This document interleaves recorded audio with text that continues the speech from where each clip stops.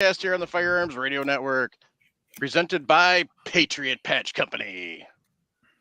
Hey everyone, how's it going? Good. Good. Doing good. Same here. The Grinch said the same here. If he's the Grinch, I don't think he's doing good. Unless his heart's already grown 3 sizes. But he doesn't look like it has. So, Listen, what do you think Bunny, of my hat? What do you what's think up of my with hat? that bunny? Yeah. I'm going to explain that as soon as I put the squirt down. Sorry, flying solo. Wife's busy tonight, so. So the hat. If you'll notice, it is a different camouflage. And it is a camouflage that Sean Heron from We Like Shooting created. So Let's see again, Mike. See, you got kind of like ducks in there, and what you got in? Oh, Christmas It's a tree. variation on woodland. Yeah, A bit of a variation on woodland. I don't know. Interesting. It ain't multicam, I can tell you that. no.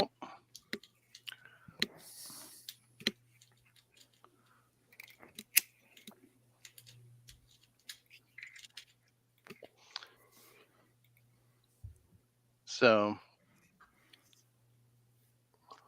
and it,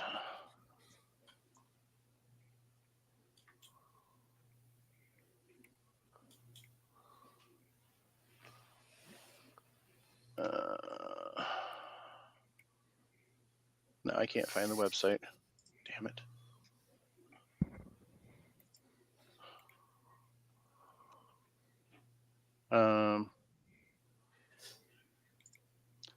Give me just a second here. I'm trying to get the website up. Come on.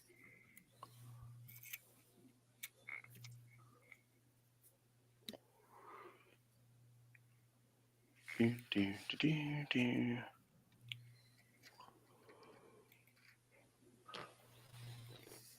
So yeah. So he calls it it's called Camerado.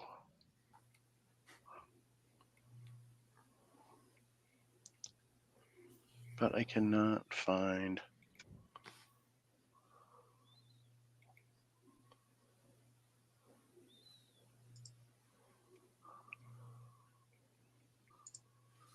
The damn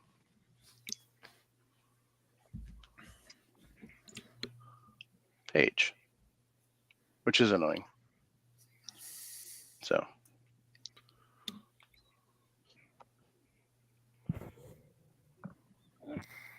Because I thought he had it linked on the We Like Shooting page, and he doesn't. So bear with me here. In the meantime, what's everybody been up to? Waiting on things. Doesn't it suck? Yeah, slow shipping, slow production. Yeah, waiting on things. I'm glad I ordered early. Well, I ordered back in November, and I'm still waiting on things. Oh my God. Yeah. That sucks. So it's been, 30 days, and I'm sitting there going, ooh. Wow, that's a long time. Well, they got to produce it. That's the thing. Oh, But they okay. said 1 to 2 weeks to get it through their machines, and I'm sitting there going,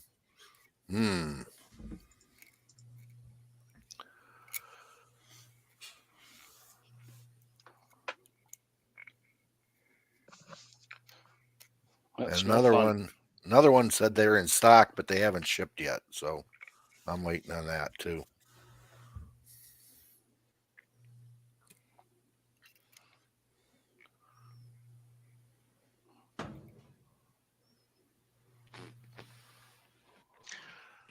No new toys, Nick? No Nope. new toys? No new toys. No, it's been I went to a gun show a gun store yesterday just to waste time before going to a meeting. That's really it. No, I don't have a gun show this weekend. There's one next weekend, but I'll go, but I probably won't. It's a regular big gun show, so normally there's not much there. If anything, it's just going to be ammo. Really looking for maybe some projectiles, dies, stuff like that. But my next gun I already have kind of on word of mouth purchased. Just got to get the money and send it to him here shortly. So Nice. I've been already talking about buying it for about 4 or 5 plus months now, and Well, has it gone down in price? nope. Well, he Oh. did knock $50 off it for me, but I'm still getting a steal of a price. It's a no brainer, and Dad's I know what gun you're talking about. it's a no brainer. Whenever I get in, I'll show some pictures off, and you don't see many of them, and I'll say this: it's a massive friendly discount is what I'm getting. So normally they're about $2,200 to $2,800. I'm getting it for $400. So Wow. if that says kind of a friendly discount. Yeah, that is a no-brainer. So Yeah. and you don't see a ton of these. They're pretty uncommon. So Saving money for the New Year's auction? is it live yet? I haven't seen the posting yet for it. I haven't looked at I haven't looked. I know they typically Probably have- not. I probably am going to save at that point for antique arms, even though I don't think I'll buy anything there. But Never know. you never know. You're right. You never know. And at that point, Chris is going to join us. So it's like, Chris, take this here and then ship it to me.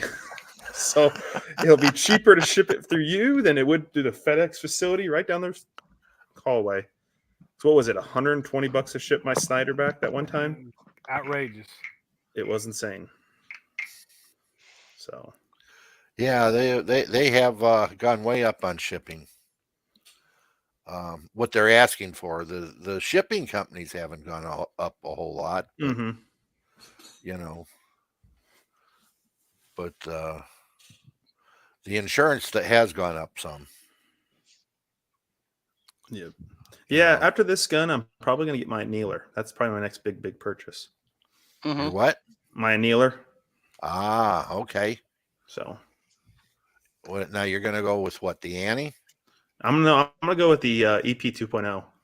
Okay. Is what I'm gonna go with. So it's just for the wide variety of cartridges I use, it's easy enough to adjust. I really don't need the full where you can just dump a ton in and let it do its thing. Usually when I come downstairs, I'll just come down and sit for an hour or two, and I can put a podcast on or something, just do its thing, and just sit here and listen to that podcast while I do annealing. And plus, it's nice and cool down here in the basement, which is enjoyable and relaxing. So, Yeah, that's I normally run a Gerard annealer, but I've been testing out a ugly annealer, which is it's good. I kind of like it because I can put two flames on it, you know, adjust it so there are 2 torches on it. One a bottle and the other one I can put a 20-pound propane tank on. So You could do that with the EP, Nick. yeah, I know. Yeah, it's not like what is it? The Annie, the one that's got where the torch is mounted to the actual body of the. You could do that too. Just don't use that mount. Yeah. Speaking of the annealies, our local Shields now is selling. Yeah. Yeah, I was kind of shocked to see that when I was back. They've kind of gone big time.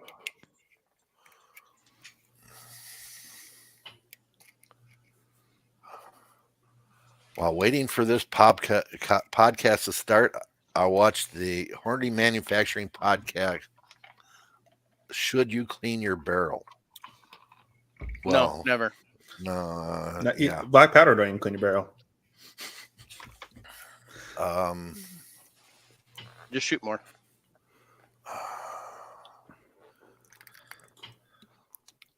We have gone into that prior, and Jim, should we clean our barrel? That was a nice segue into your topic tonight, Paul. Yeah, I don't clean my barrel anywhere near as often as it used to when they were using corrosive ammo or even mercury prime brass. Well, you know, Jim, That when was a you long shoot time ago, once even every, way before me. What, you know, Mike? when you shoot once every year, you don't really need to clean the barrel. You're right.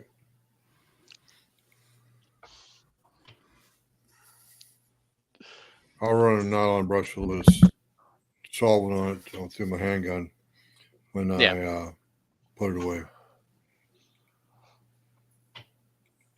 Don't want to leave it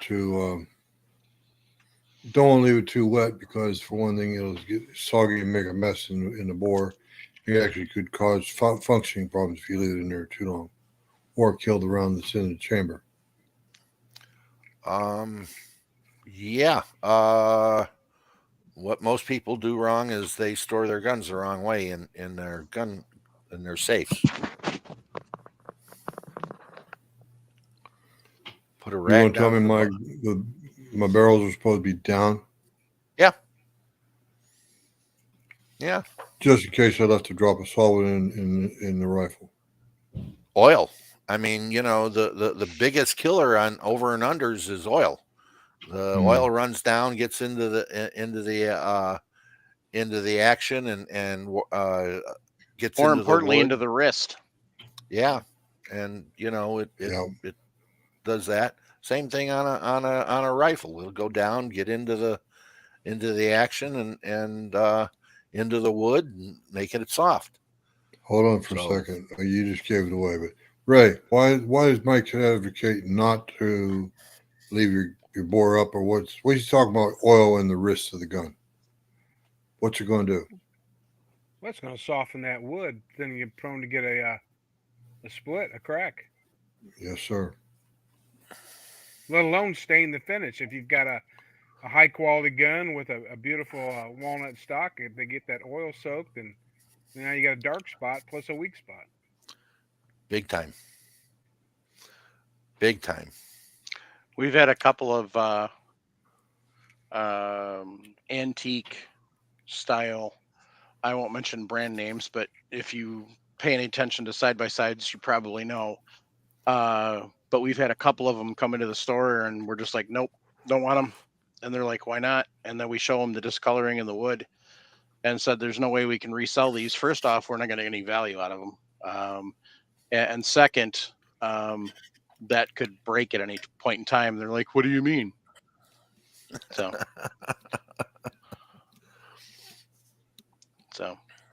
but Yeah. you know, the absolute simplest solution to that is just don't clean your guns, and then you don't have the oil in there to soak down in. See, That's there you true. go. That's true. Then again, you could get like me and have, 8 or 10 different cleaning solutions and that, from I got some patch- military stuff, Paul, if you want it. What do I need military stuff for? But I don't know if you wanted some military cleaner. Rifle No, bore cleaner, rifle bore, 30-06, 30 caliber. Yeah, The I old mean, stuff. God, it smelled like college.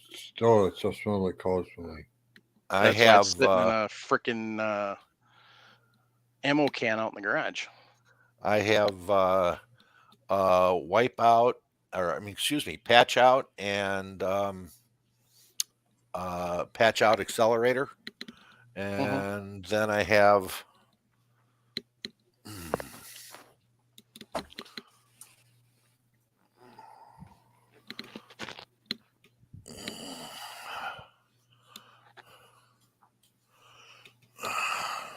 thorough flush and thorough clean. This is a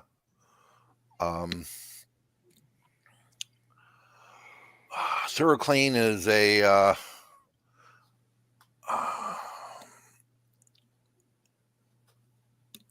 semi-abrasive cleaner, so it works good for copper and that. Wipeout and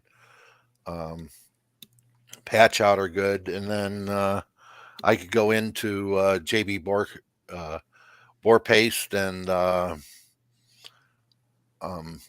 Kroll and do that. So there's a number of different options there for cleaning barrels. You know, nylon brushes, foam bore pads, just all kinds of stuff. Prego wants to know, speaking of lubrication, what do you guys think of high viscosity gun grease? Got to have it. What do you put in your Good bolt? stuff. What do you put in your bolt? Yep. But why do you need the high viscosity? So it doesn't run down to into the wood. Plus, No, if hot- it It gets doesn't run. plus High, if it, high viscosity. You're right. Right. Yeah. High viscosity means right, thicker, high vis- heavier right. grease, Heavier like grease. mullet grease. yeah. Running with Scissors also wants to know, does the accelerator work? Have some, never used it. Yes. Yes. Raggle Fraggle said Hoppy's foaming bore cleaner. Ben Chaddock said Thorough Clean or Flush is made by Lasso or IASO and sold by Bullet Central. Yep. For the last 20 years, if it was really bad, I've got Birchwood Casey's 3-can set, or if I'm feeling lazy,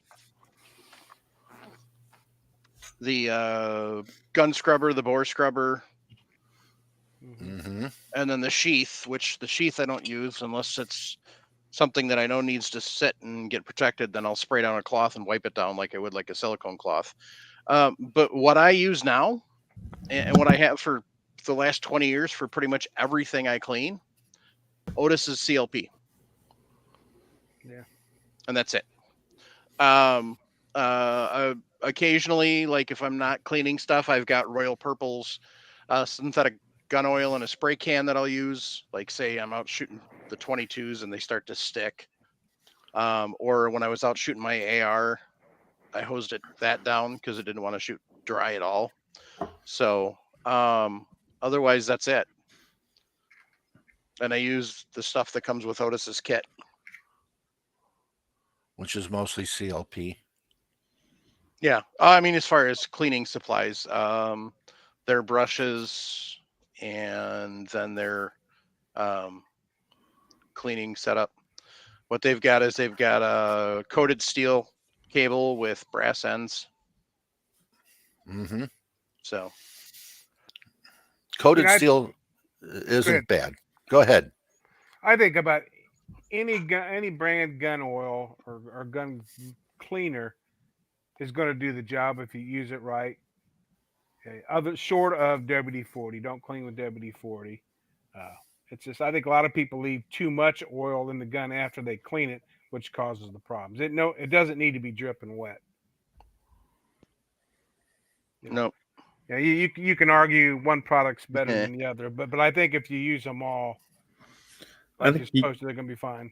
I think That's you the and I, one- Dad, have narrowed it down to two. Really, we use most of. Yeah, Hoppy's number 9, and then Ballistol. yeah. We've been using mostly that here recently in the last. But I'm like Mike. I've used short of hoppies or hops or whatever you gonna call it. I've used that from the beginning, but I pretty much stuck with CLP, and I do like the. Ballistol. But there again, when I get a brand new old gun and it's filthy, grimy, dirty, I'll break it down. I'm out in the garage with a bucket of kerosene and a nylon bristle brush scrubbing it down. Yeah, I mean that's kind of the exception of the rule. This is more stuff you're shooting, not stuff that you just acquired. Because I'm the same way. I buy a old used gun, and that thing gets the Birchwood Casey full treatment. So and I'll pop it out of the stock. And the thing I like about the Birchwood Casey stuff is I haven't noticed any damaging of stocks, whether wood or synthetic. That's the thing I like about it. It's an aerosol, and it's kind of like brake cleaner. So It'll dry up when it's done, both the gun scrubber and the bore scrubber. What's the But one brake cleaner you don't want? The non-chlorinated, correct? correct. If you're going to buy a brand, get the CRC. Okay. So it's more consistent quality wise, can to can, than all of the knockoff stuff. So and I used to run an auto parts store, so I've tested them all. We literally took we had somebody that literally put the anti-squeal stuff on the front of their pads instead of the back of their pads, and then drove it. And so they couldn't figure out why they weren't stopping very well, and it was really noisy. And so they came back in and they brought their rotors and their pads. And I said, well, who helped you with this? You know, I'm trying to be nice. And I said, who helped you with this? And they said, oh, I found this YouTube video. I'm like, yeah, don't ever watch that YouTube presenter again, because this stuff goes on this side of the pad. So these pads and these rotors are pretty much junk now, because they'd warp the heck out of the rotors. So what I did is, since I had 4 sides of this stuff that is really hard to come off, I grabbed our different cans, including the O'Reilly brand, and then I sent somebody to sneak down to Zone and get theirs. And I tested them, and CRC one shot, just straight down, cleaned it out. Everybody else you had to hose, and so. Well, But I think that a lot of people think they get their guns clean, their barrels clean. No. And if they really took a look at them through a bore scope, they would wonder what they're doing wrong. Well, they're using crappy patches, for starters, and they're using the old-fashioned method of run a patch down till it's clean. Well, if you're using crappy patches in the first place, and you're using a crappy jag system, which doesn't actually put the pressure on the pad to get it down into the rifling, you're not going to see dirt. Mm-hmm. And so that's the thing, is once you run that bore scope down there, and all of a sudden you look into the rifling and you're like, oh my goodness. So, I mean, that's the biggest problem. Yeah, that, and a lot of them are not effective at taking out copper very well. Nope. You know, they can get to the, you know, to some of the carbon, but they can't get to the copper at all. Now, here's a question for you, Paul, because we've had this debate before. When should you actually spend the time to completely scrub the copper out of your bore? What would prompt that? I scrub the copper out of my bore every time. Okay, I go to clean the gun, and that means if I come back from the range, all the copper's gone. Okay. All right. Now then, you go out to a prairie dog town and you're going to shoot 200, 300 rounds through that gun. You may run a patch through it to get some of the carbon out while you're there, but you're not taking the time to push carbon out, because it interferes with your shooting. So, but 200, 300 rounds, you know, a lot of people say 600 rounds, and they're cleaning their guns. I say you clean it every time you get done shooting it and get it down to bare metal.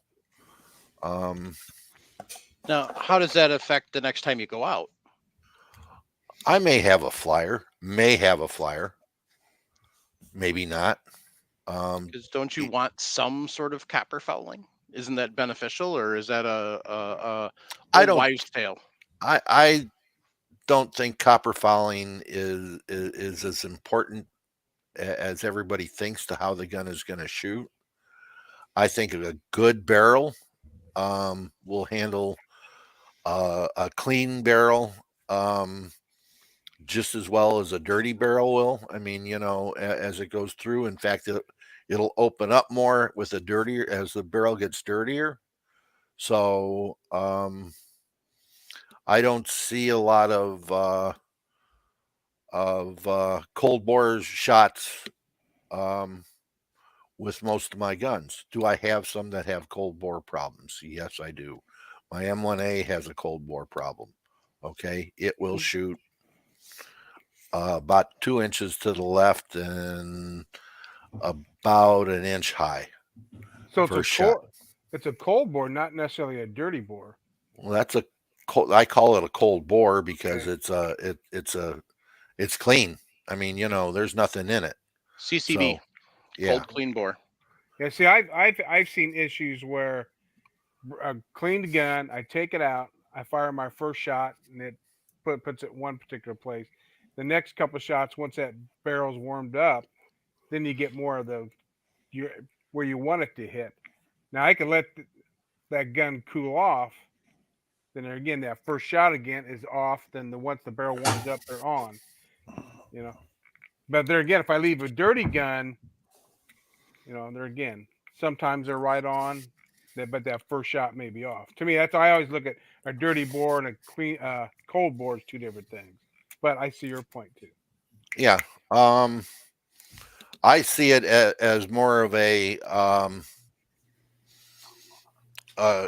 bedding problem if my gun is moving. Okay. Mm-hmm. In other words, if it's dirty and it's cold and it moves, or if it's cold and clean and it moves, there could be a bedding problem in it. So I'm going to look at that.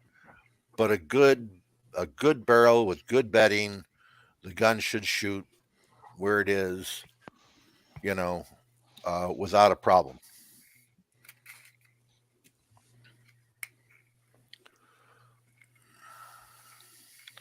We had a comment up by Regal Fraggle. The comment is a guy gave me frog lube a few years ago for free.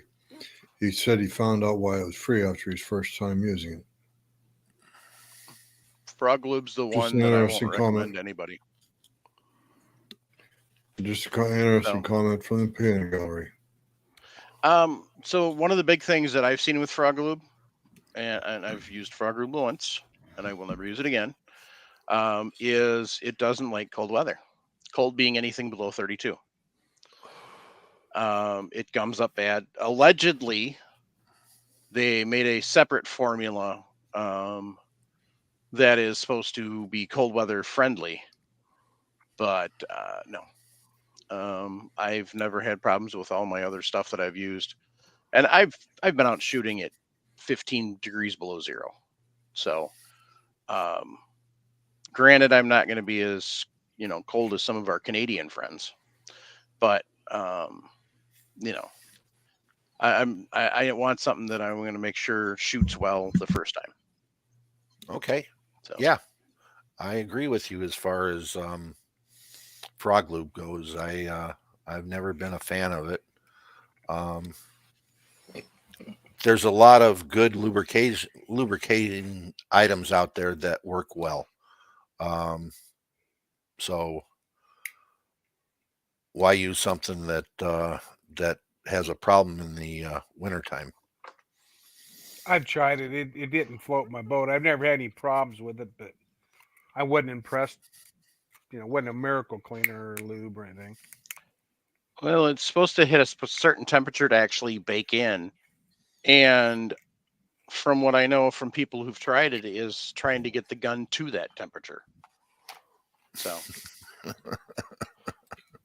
now there's a couple of them that you can get that you actually throw them in the oven at like 350 or 400 degrees for a few hours, and it bakes in. And it's supposed to be really good, but so there's stuff out there.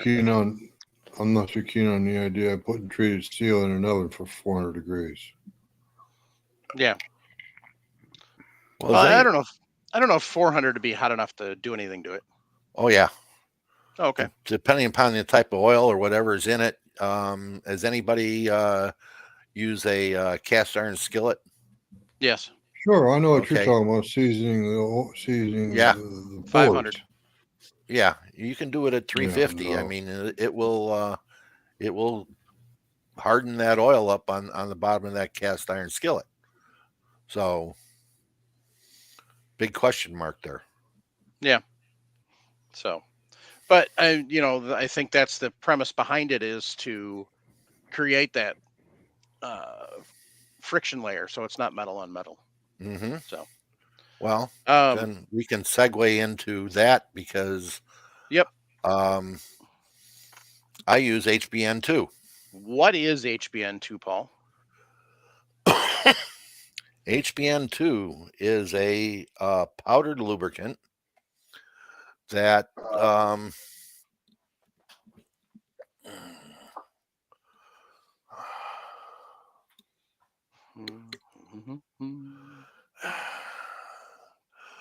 boron nitrate. Okay. And it is a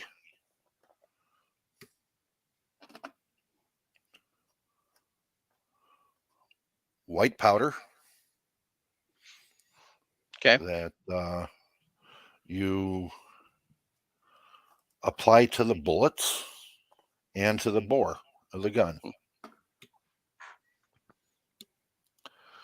So the way it gets applied is it's an impact coated. So you would take your bullets.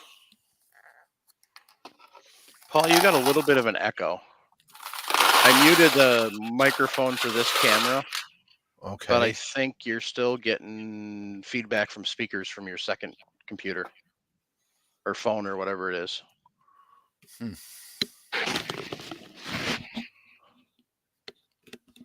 Mute this one here for me, Mike. Yeah, it is muted, but I think you're still getting sound output from that. So you got to turn your volume down on that.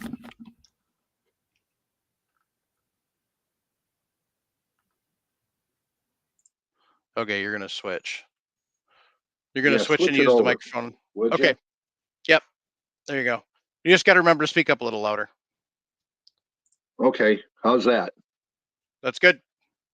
All right. So what we do to start with is we're going to take our bullets, dump them into a container, and use denatured alcohol to clean all the oils and get all the junk off of them.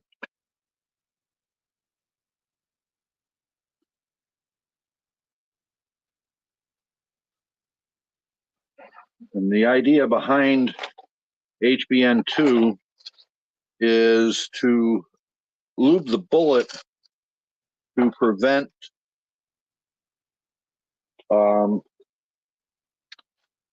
wear of the bore and to keep the make an interference between the bore and the bullet.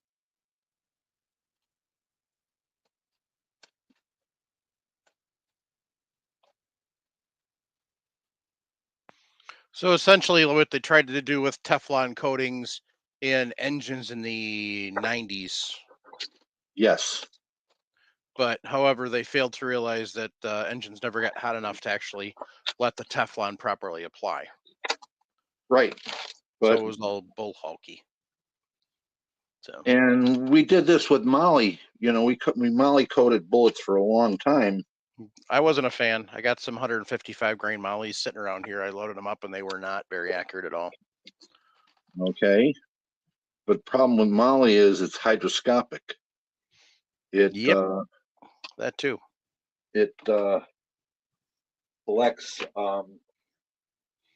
moisture. And when it coats the bore,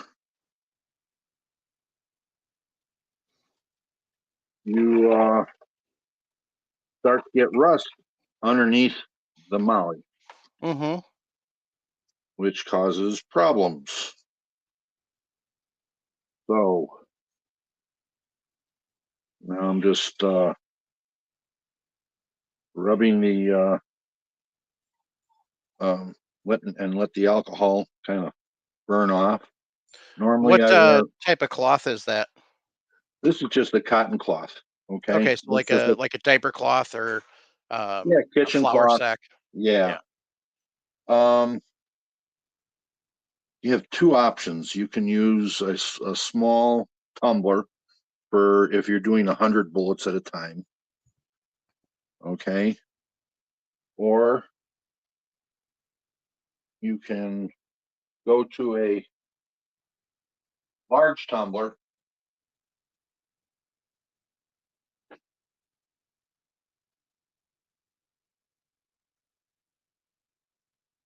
and now remember we are impact coating the bullets with the HBN2. So we use steel BBs to So and is a that tumbler. a tumbler? There's a tumbler. It's Okay. only used for That purpose?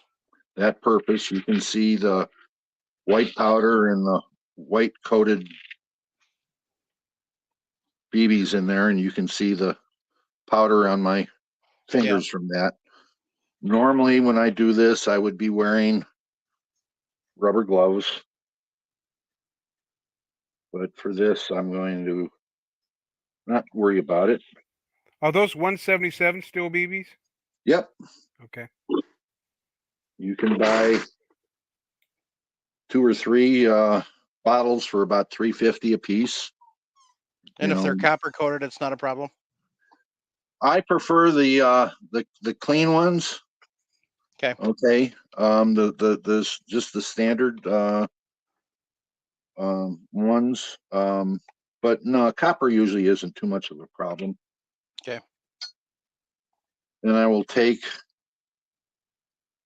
about that much, which is Half a teaspoon. half a teaspoon. What does that weigh? Hold on.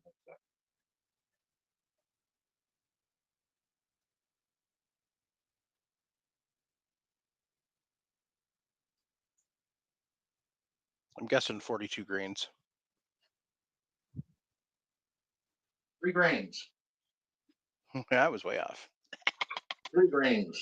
The stuff is really light.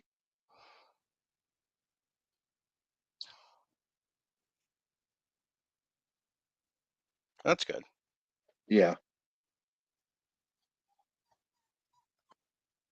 Put my cover back on.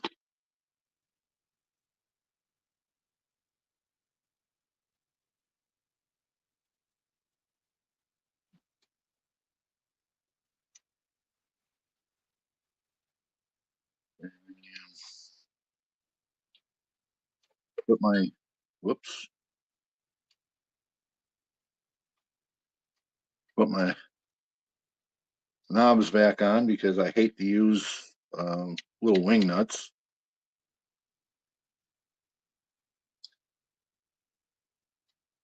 And then I would put it on the tumbler for 8 to 10 hours of constant tumbling. I'm not going to do here because you wouldn't hear anything other than the tumbler going. So I would take another towel. Yep. And I have bullets here that I have taken out of the tumbler and done ahead of time. And remember, you're impact coating these, so you know you don't need to show a lot on there, but you're as you look at the bullet, you can tell that it you know and feel it. It's very slick, so it will go through your fingers easily, and you'll pick up a few. What do you call it? And the secret for getting them out of the BBs is to use a magnet so you know what you're doing. And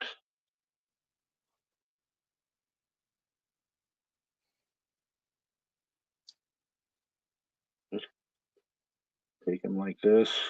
Don't need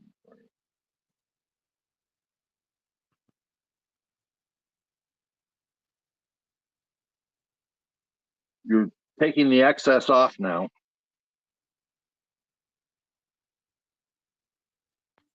Okay. And you're ready to load and shoot. Okay. You can pick up your HBN2 at on Amazon. It's about $15-16 for that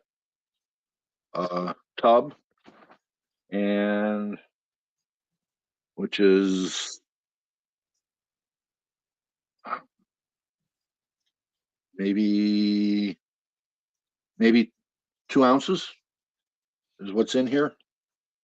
And the nice thing about it, this is food grade. Okay, so the original use for this was for makeup and to lube the doors on blast furnaces.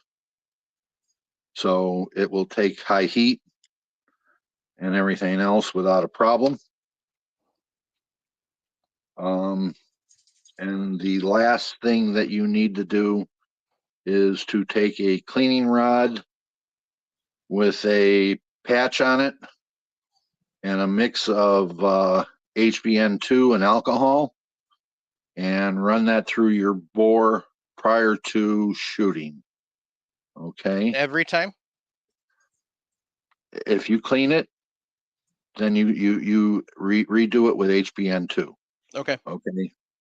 But you do, you know, you can, you get done cleaning it, you take that alcohol and that HBN2 and put it through. This is non-hydroscopic, so it will not attract moisture. You coat the bore with it, and you can put the gun away. Alcohol will evaporate off. I prefer denatured alcohol, but you can use Jack Daniels? Yeah, you can use Jack Daniels if you want. But you can also use 99% isopropyl alcohol along with it. I was kidding. Don't use Jack Daniels. It's got too many other chemicals in it which leave a residue behind. Oh man, it does. Yeah. Oh, man. Use the Jack Daniels for lubing your own throat. Oh, okay. Yeah. That'll get your that works well. Well lubed. Yes. Get you well lubed up.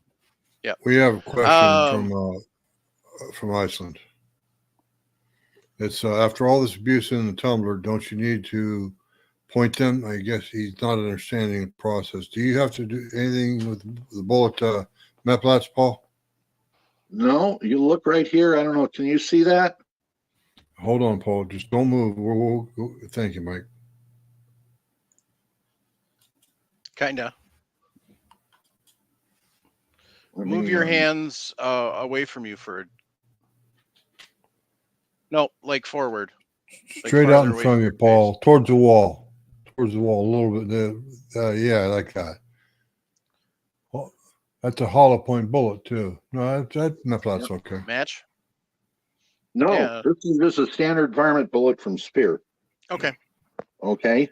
And see, I was kind of thinking on the same line too. Do you lose any diameter due to the peening with the BBs? No. I would think that they're not causing enough of a impact to. Yeah, if it's not deforming that tip, it's not going to do anything else.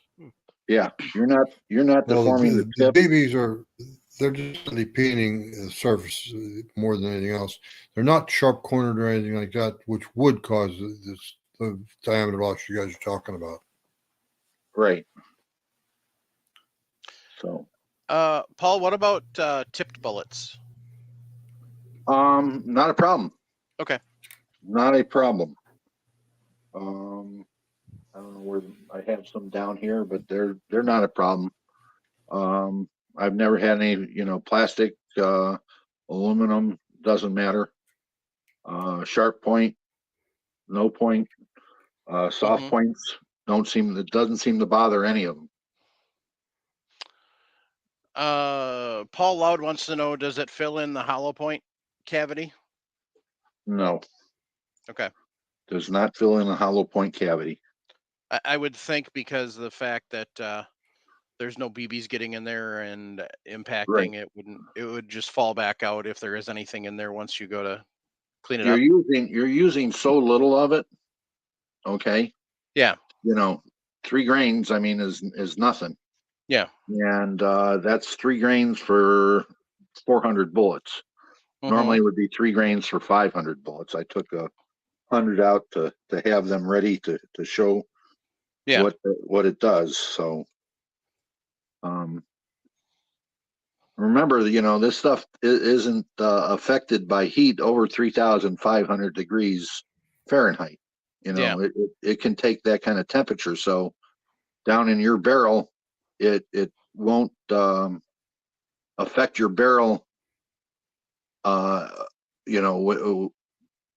by getting too hot and burning into the barrel. It will keep that from happening, and it reduces the alligator effect that you have from high heat at the throat. So,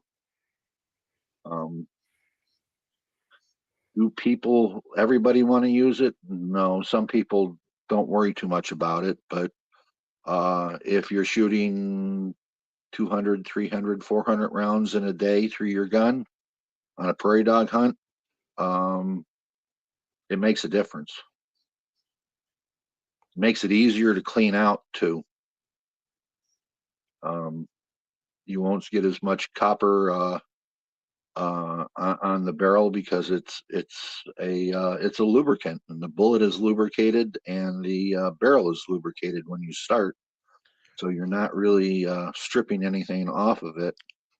So that's probably one of the big reasons you don't have an issue with cleaning out your copper fouling then. Probably. Do I get copper fouling? Sometimes, yeah. I mean, I've seen it in the bore, but it doesn't take long to get out. I think I spend about 15 or 20 minutes to clean a bore from start to finish. Then that's making a huge difference on how much copper gets put in there, right. especially with how much you're shooting. So even you go to a day on the range to test out bullets, and let's say a 22 250, you may sit down with 150 bullets to test out loads. You're going to generate a lot of heat, and if this is going to keep the effects of the heat off of the gun, then and out of the barrel, then you're going to have a little longer life in your barrel, and it doesn't stop everything from wearing out. They do wear out, but it reduces a lot of it. I have a question, Paul. Sure. Where do you get it? Where Amazon. do you get the HBN2? Amazon. How much do you buy at a time?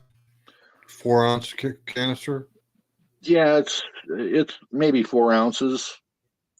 I've never measured all of it, but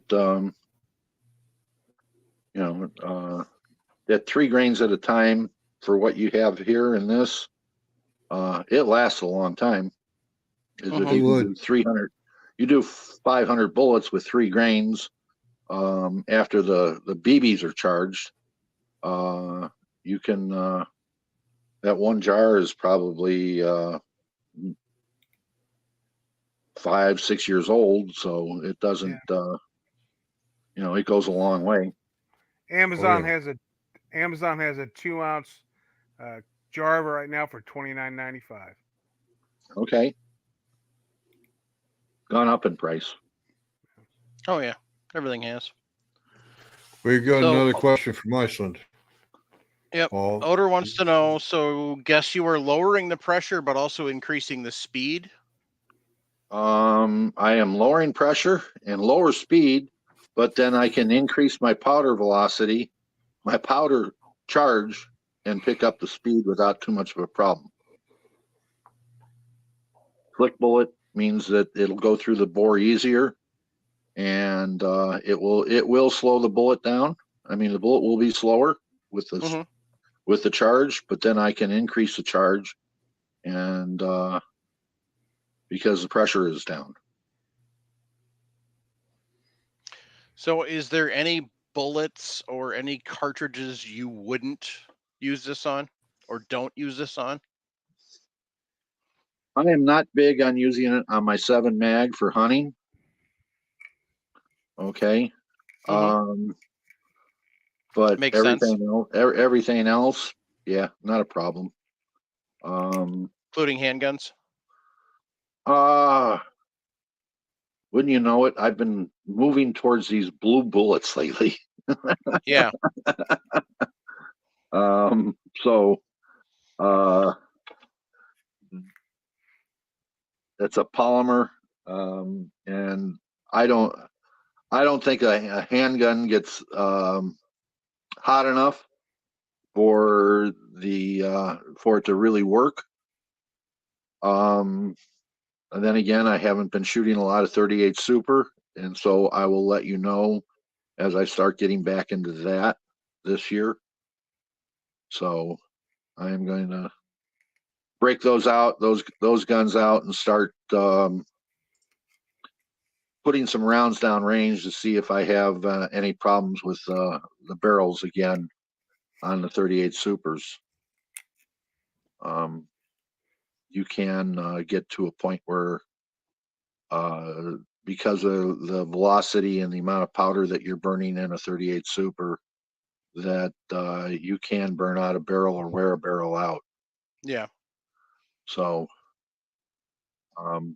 let me test it out. See, I have not really tested that out in a handgun. Prairie dogs are what what I've been shooting a long time, and it has reduced the number of barrels that I have bought. I think. Yeah. But the hard part to quantify is when a barrel is shot out and how many rounds through it. What's the difference in the steel in the barrel to what the last one Exactly. was? Yeah. So, and Um, go ahead. So on HBN2, Russ from Alaska sent me a question via text 608-467-0308, which you'll need that number for next week for the call-in show, by the way, 608-467-0308. So he has some 400 grain 480 Ruger bullets loaded for bear protection. He said they've been successfully used by a friend to stop a bear attack, but still trying new loads. The guy he got them from, because the low velocity powder coated them, did powder coat the base. He's increasing the velocity on his new loads and was wondering if HBN2, if he coated them in HBN2, first, would it stick to the powder coating? And second, would it give any sort of protection from the gases, like a poor man's gas check? I really don't know. I mean, I can't answer that. You're still going to get cutting in the frame of the revolver because of the cylinder gap. Yeah. And there's no way to protect that part of it with any with HBN2 because there's nothing else passing over it. In other words, every time you shoot, it would be going up and cutting into that area. Yeah. So it really it won't, if it has a bullet that goes down it every time, it is still depositing new HBN2 every time you shoot a bullet down it. Mm-hmm. Okay. Where this is, there's just the gas that's coming up out of that cylinder gap and going up and cutting up into the top of the frame. The back ends of the bullets aren't getting, shouldn't be cutting any, that isn't going to cut anything as far as your throat that I know of, your forcing cone on your revolver, other than, because again, there's no, at the beginning of the forcing cone, there's no HBN2 that's being replaced after you do it. Now, if you're just, again, depends upon how much you're shooting it and everything else. But I would say that I don't see a big improvement with HBN2. HBN2 will stick to your powder coat. I do know that. So if you want to try it, it's not a big thing. It will work. It will stick onto your powder coated bullets. Sticks to about everything. Okay. Will those work in a vibratory tumbler? Or does it have to be a roll tumbler? They will work in a vibratory tumbler. Yes. With a vibratory tumbler, get yourself a peanut butter jar. Put your bullets and your BBs in that. Put it in the media and let it go. Okay. Otherwise, there's too many holes in a vibratory tumbler to just put BBs in your media and the bullets, and it will cause dust to rise. So, Paul, yes, we have a question from the peanut gallery from Mr. Paul Loud at Paul Nelson.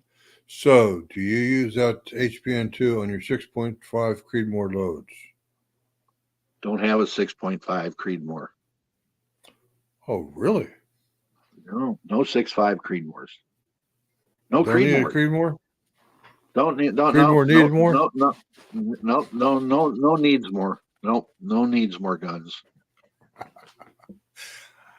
I have to admit, I collaborated with, unknowingly collaborated with Mr. Loud trying to make Yep. you have some trouble.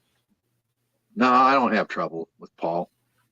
Ask him how big of a group he shot last time. Ouch. No.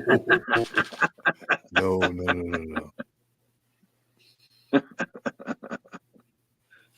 So, yeah, he was one of the first winners of the of the 3-inch dime award. So he's lucky if he keeps his groups in the 3 inches. But he can shoot a dime size group. We've got a pro comment from Russ in Alaska. Alaska Russ just wants to thank you, Paul. Says awesome. Nice new product to know about. Been doing it a long time. It's been out and around, and some of the other shooters have been using it.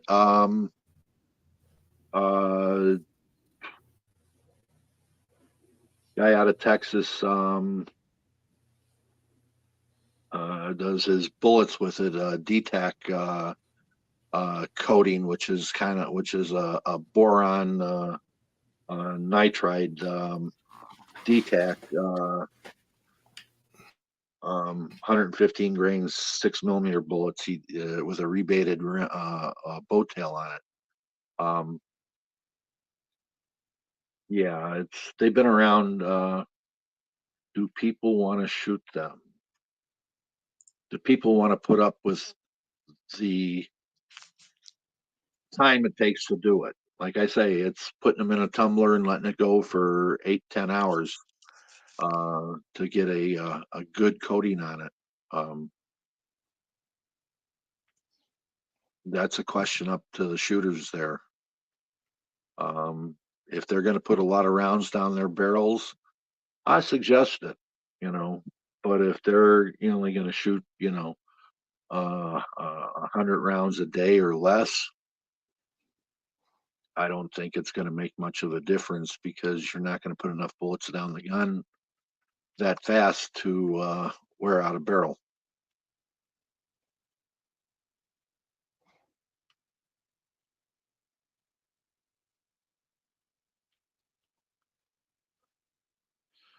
Russ wants to know, Paul, do you use Swabit brand swabs, bore swabs?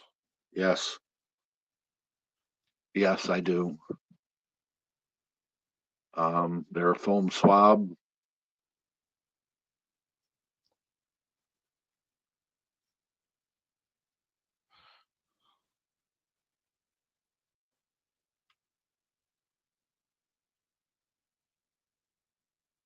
Did we lose The foam Paul? swab. What? I thought we lost you for a minute. My apologies. Go ahead. Yeah, they're a foam swab here. You can take and use them multiple times. You can clean them. They'll clean up nice. Little expensive, but for putting HBN2 down a barrel, soaked with alcohol and then HBN2 incorporated into it, it's a nice way to do it. It's also a nice way to work in cleaning your guns.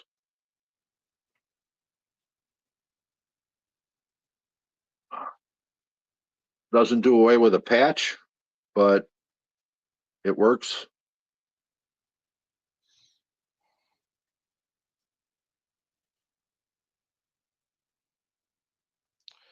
All right. Okay.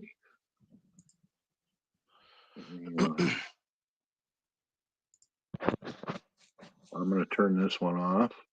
Okay.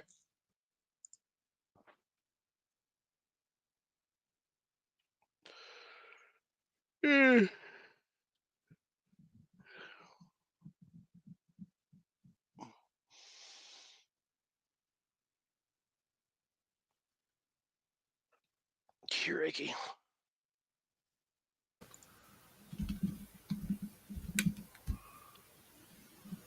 All right, you're live back on this one, Paul.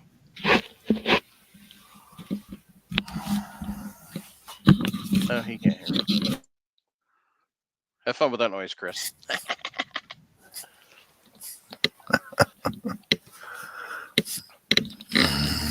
So, yeah. Hey, Jim.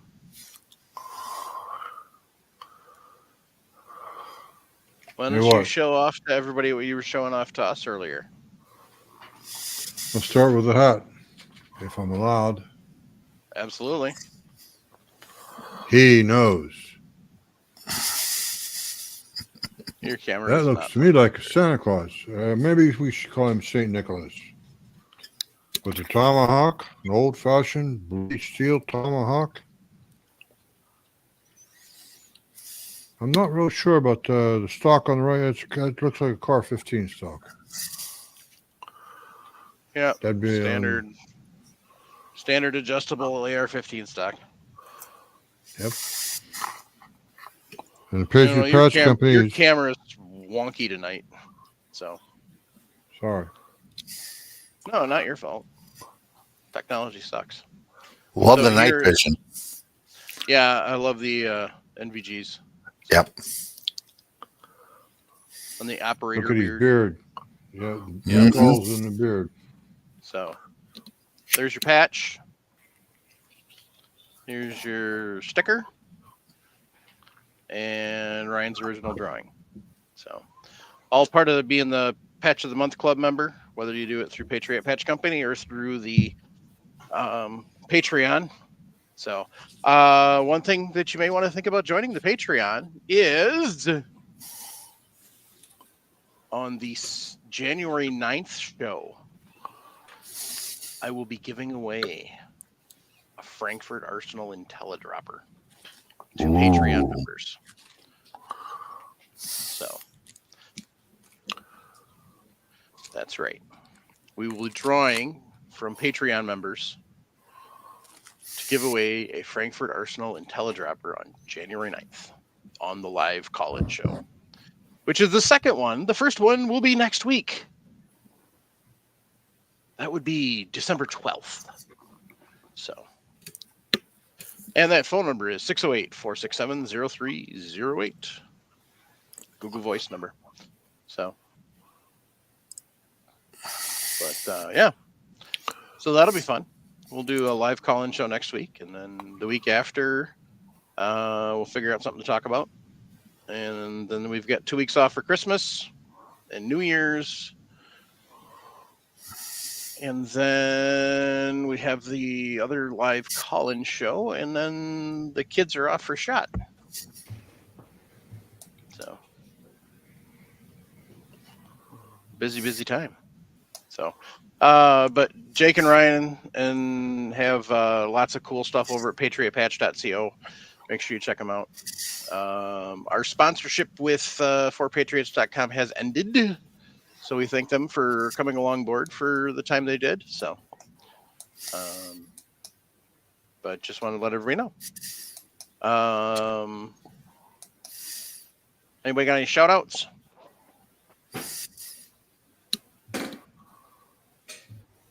No.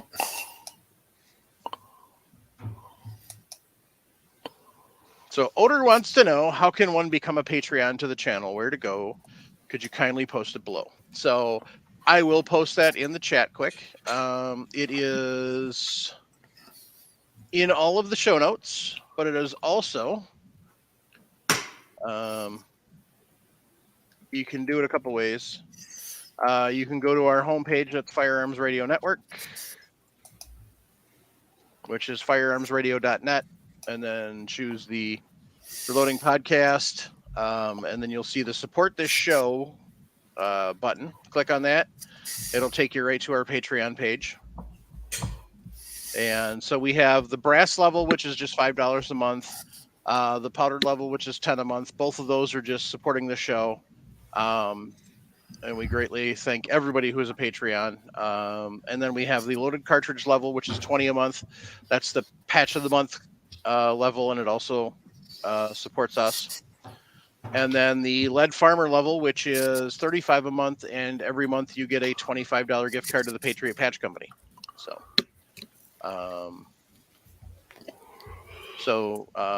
But that's how you can do that is, I will actually, it's patreon.com/join/reloading podcast is the actual Patreon link.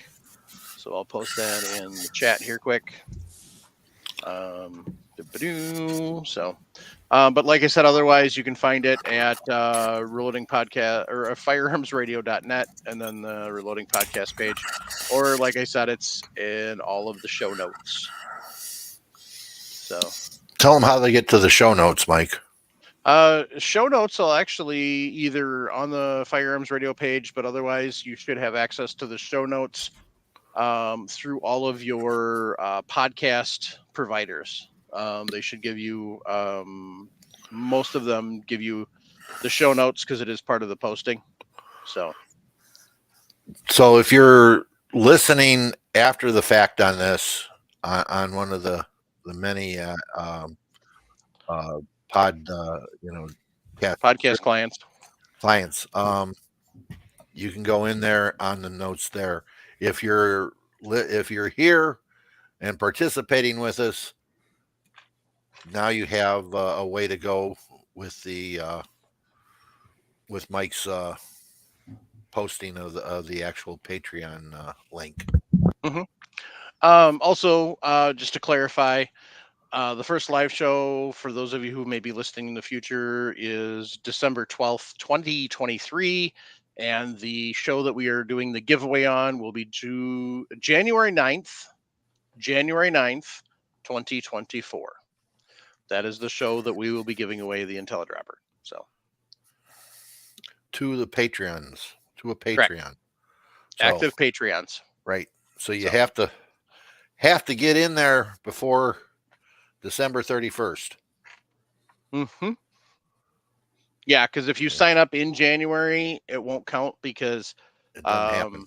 You won't you won't actually pay, and you won't actually be an official Patreon until February because of the way Patreon does their billing. It's the end of the previous month is when the sign up ends for the current month. So good thing you clarified that, Paul.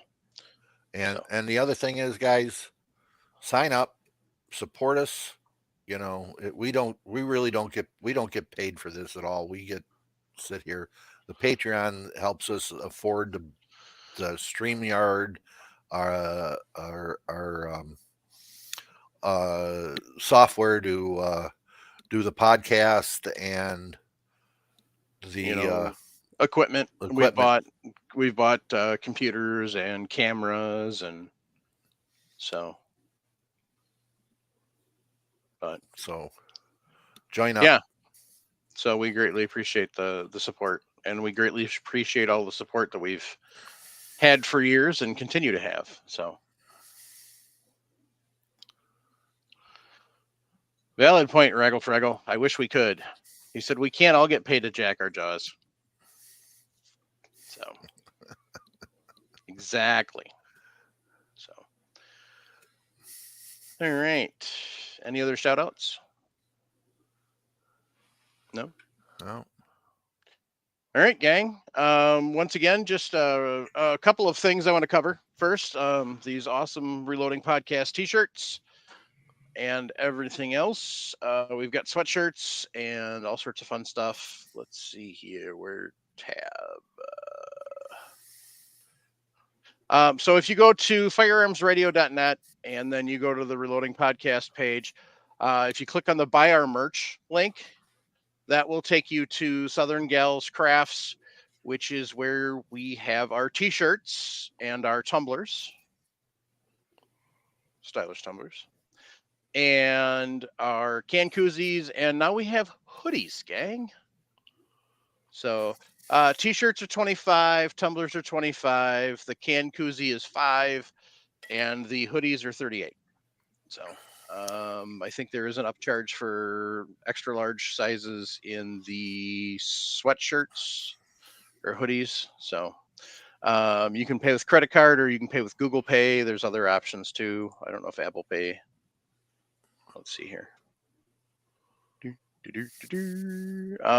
Shop Pay, PayPal, GPay, MetaPay, Venmo, or credit cards. So that's all the different things that they take for payments. We greatly appreciate the support for that. So the t-shirts and sweatshirts come in sport gray, which is this color right here, military green, which is the one that Nick usually has on, and then white.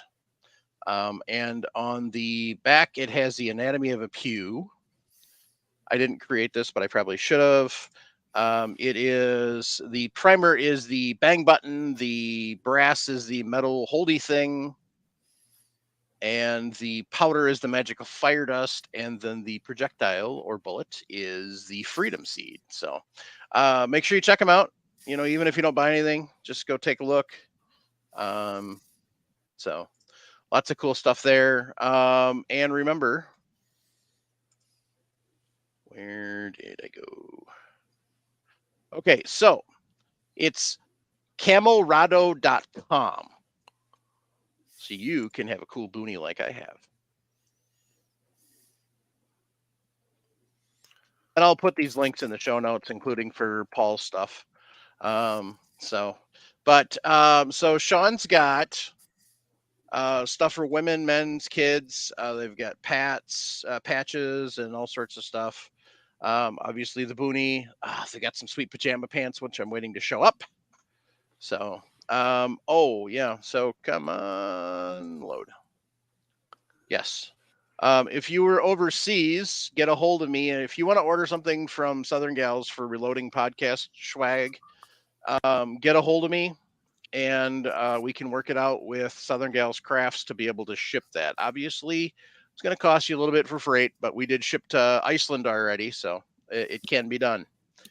So in the Camerado, he has a pillow. He's got a pint glass.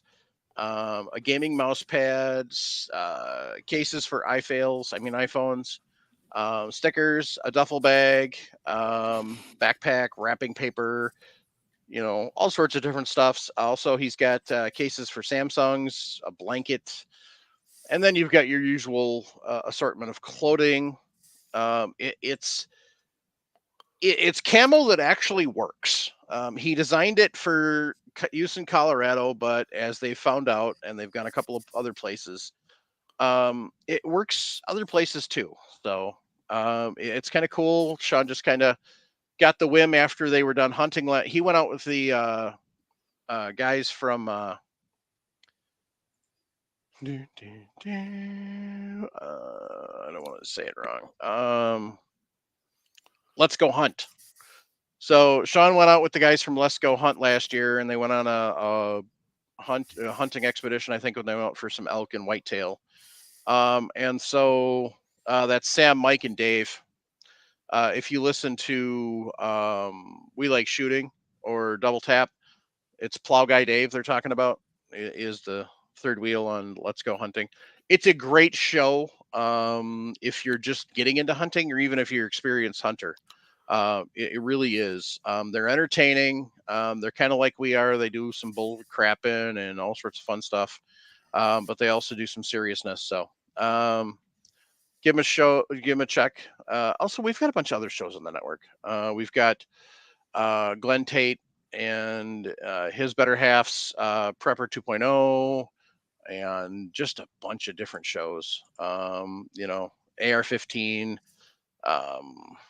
Civilian Medical Podcast, Guns and Gear, God and Guns, Handgun Radio, Student of the Gun, Talking Lead, so Gun Collective. So there's all sorts of different awesome podcasts on the network, and we're adding more. So and Gun Guy Radio, yes, the one that started it all. Jake does. They put out Jake and Zach put out a couple podcasts a month. So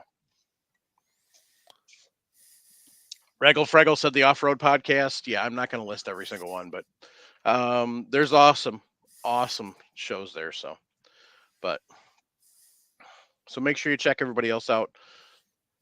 Okay, I'm done pimping myself like a whore. So on that note, gang, keep your brass shiny. Jump on the Millsap short bus. Teach them shoot and reload when they're young. Grandpa told me, don't listen to your mama. Violence does solve problems.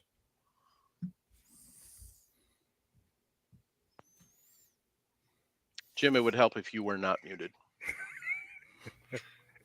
Sorry about That's for that. the hearing That's a impaired big, ones. bad habit of mine. Support the Were you Second trying to Amendment, sign people. there? There it is. Second Amendment, 2A all the way, 2A forever. Anyway, it's Okay, the most local. important right we have as Americans. Yep, because it protects the rest. That's right. It's the backbone of the First Amendment. Mm-hmm. And if you're struggling, mental health is huge, guys, gals, non-binaries, them, us, however you want to name yourself. I don't care. It's your privilege and right as a person, an American, to say what you want to be. However, please don't force it down on anybody else. So, but anyway, if you're struggling with mental health issues, 1-800-273-8255 or 988 from your cell phone. Reach out, get some help. We want you here. We need you here. Kind of get everything,